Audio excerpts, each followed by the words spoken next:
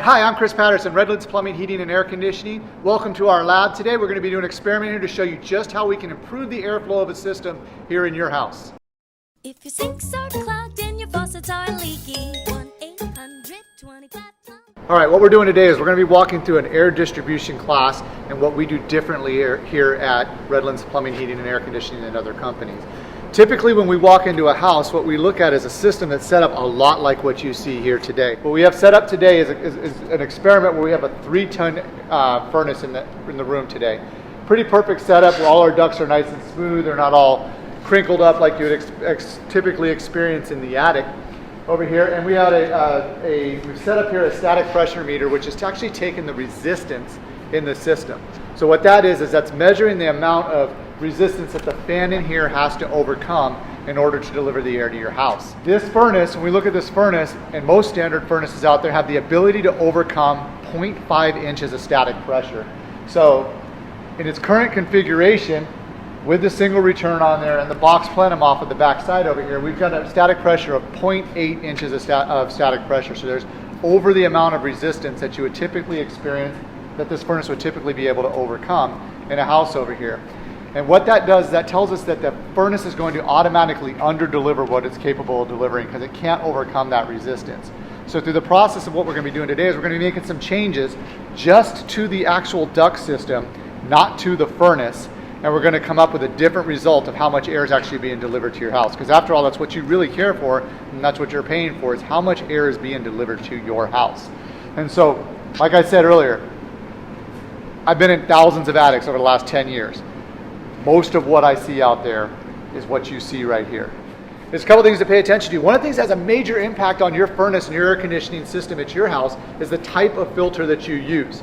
So if I just take this filter out over here and I look at this filter, which I'm going to experience in most houses, does a filter look like this where it's being concaved in because it's being sucked on so hard because the return is undersized.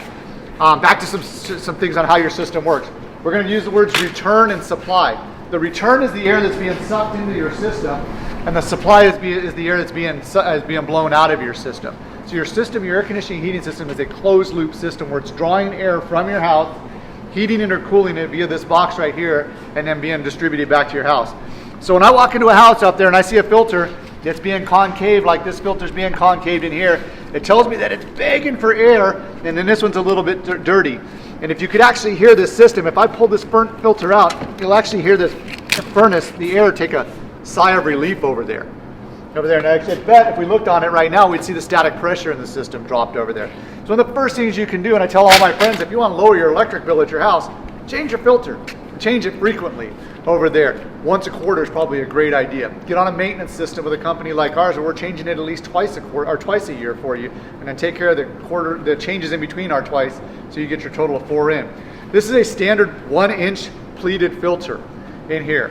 When you run into Target today or one of the stores like that and you buy a filter, they're going to have you the 3M allergen filters and things like that.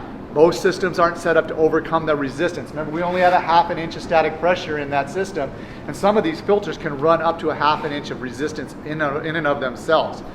So what we do is we can change the surface area from this filter right here, which is a 1-inch filter, by going to a 2-inch filter, and if we were to take that and stretch it out, we'd have twice as much surface area. If I stick a straw over your mouth, or into your mouth, and ask you to breathe through a straw, you'd rather have a big straw than a small straw. And that's what you're going to breathe better, the big straw versus a small straw. And that's what these filters do, is they take that surface area and spread it out, thus giving you a bigger straw. So just by taking that filter and sticking in a 2-inch pleated filter, in this case we use a specific filter that we've gone out and tested, which has less impact on the system. We're going to do that. We'll be able to change the amount of resistance in our duct system.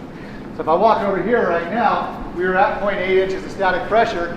Before, we've already dropped to 0.65 inches of static pressure, just in changing the type of filter that we have in there. And that's going to change the amount of delivery that we would have on the other side. I'm not going to measure that specific change for you today, but as I go through, I'm going to measure some of the changes that we make to the duct system and what the results are over there. But we started out with a system that's 3 tons that's supposed to be delivering 1,200 CFMs of air. Every ton of air conditioning delivers 400 CFMs of air. Think of a CFM as a basketball of air. So every time you have a ton of cooling in your house, you should have 400 basketballs of air going into your house. So therefore, this 3-ton unit should be moving 1,200 basketballs of air. In its configuration as we started with, it was sucking in 851 basketballs of air via the return. In a balanced system, it should have been delivering 851 basketballs on the other side. It was actually delivering 1,139, which means it was making up air somewhere along the way. Probably in the configuration we have in the lab here, we've got some leaks in this duct system, so it's adding air as it comes in, which isn't uncommon.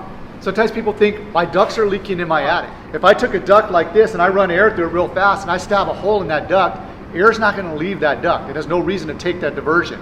It's going to create a Venturi effect, like opening the window in your car and suck attic air into your house. So next thing we're going to do is we're going to make some changes to the system. We're going to change out the return. A system is never going to exhale what it does not inhale.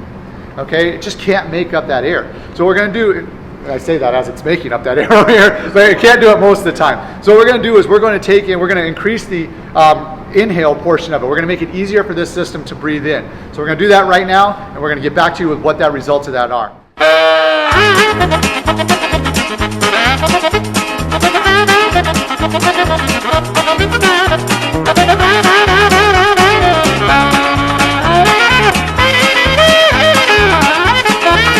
Done now is we've changed the return side of the system, and that's the side of the system that's sucking the air into your house.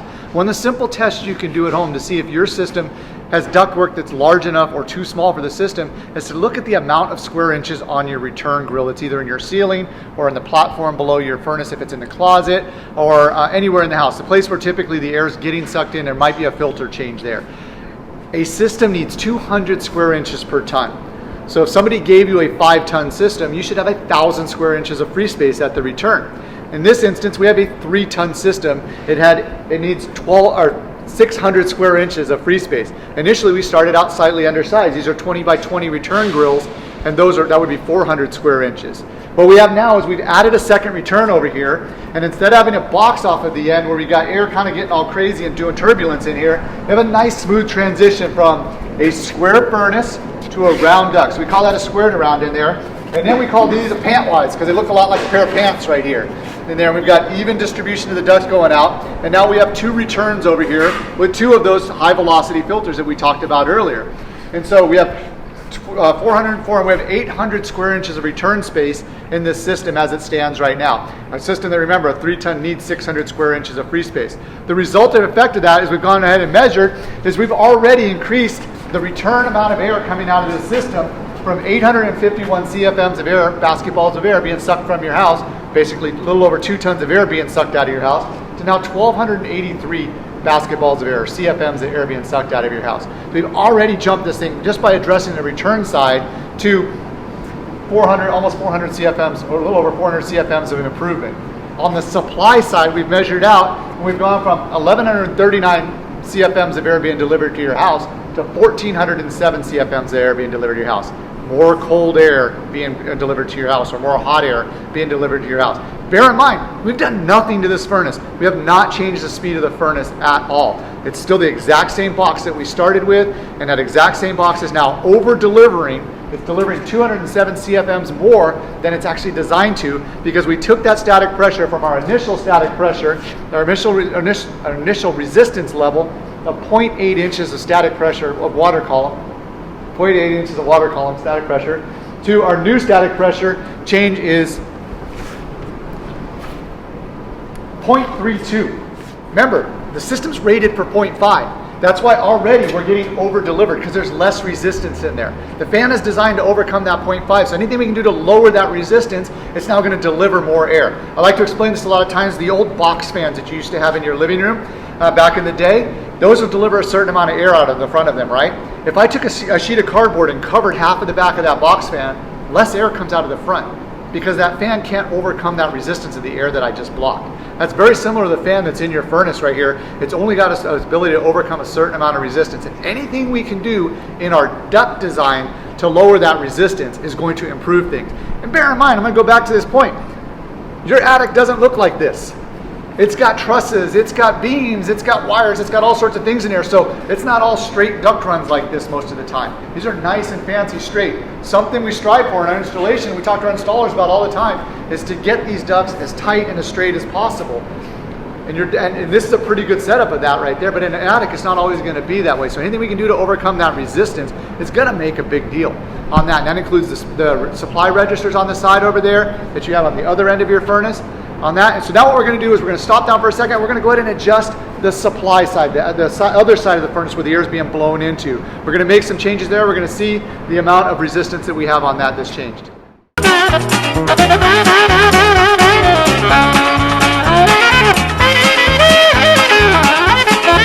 Turn side of things in the previous section. Now we're going to attack the supply side, the side that the furnace blows air out of.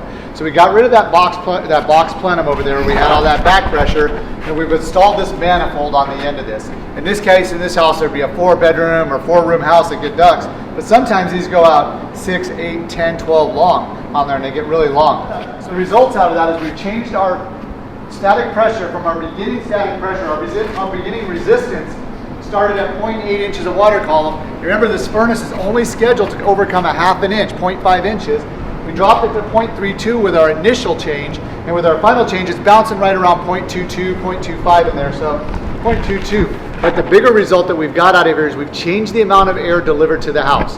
We started out with a system that was removing 2.5 tons of airflow and supplying just about a little over 2.5 tons, almost 3 tons of airflow, to a system that's now sucking out 4 tons of airflow and supplying almost 4 tons of airflow, 2.5 tons of airflow, and supplying almost 4 tons of airflow to the house. And remember, it's still only a 3-ton furnace. So this system should be delivering 1,200 basketballs of air, 1,200 CFMs of air. What it's actually delivering is 319 more basketballs of air, 1,519 CFMs of air to the house. A true 4-ton would be 1,600 CFMs of air to the house. And that's what you care about, how much air is being delivered to the house. And we're still using the same amount of energy. It has not changed the amount of energy to deliver this air to this house right here, because we have not changed the filter. And in fact, by delivering more air to the house, in a lot of cases you're going to use less energy to the house because we are cooling and heating more efficiently in there. So we got all that measurements out over there. While we're over here and looking at these, remember we talked about those mechanical dampers over here where we can change the amount of air that's being delivered to each room. Junior doesn't want as much air in his room, so we shut it down. We're going to do that, of course, and increase the resistance on that a little bit, so we're going to leave it open for now. But I want you to come over and take a peek at this, shoot this video of this, guys. We're going to take this picture of this over here, of what actual ductwork is. Many times people ask me, what's duct made out of? If you have flex duct in your attic, which is something like this, it's going to be a vinyl wrapped slinky covered in insulation, covered in some sort of jacket. So this has 0 insulation value on the actual duct right there. And what we see a lot of times, if you climb up in your attic and check, back in the 80s they used a gray vinyl. And that gray vinyl was not tested against UV lighting. And sometimes in the attics we have UV lighting from dormers, attic vents, and things like that. It'll turn brittle and frail, and it'll flake off. And that's what's holding the insulation around it. And there's many times I'm in the attic and I can actually see the inner sleeve of that ductwork right there, and you're losing effectiveness of your and efficiency of your system to the heat and the cold. Remember, your attic on a summer day could be Southern California, could be 120 to 140 degrees. We're trying to pump cold air through it. Conversely, in the winter, it could be 30 degrees, 28 degrees. We're trying to pump hot air into it. So we want to protect those ducts as much as possible. So what we've done today in this experiment, so let's do a little recap. As we started with a system that was what we would traditionally find in a house over here in the area, where it was single return, undersized ductwork on a system over there. And the complaint I'm going to hear is, my system is not heating and cooling the house properly. I want a bigger system.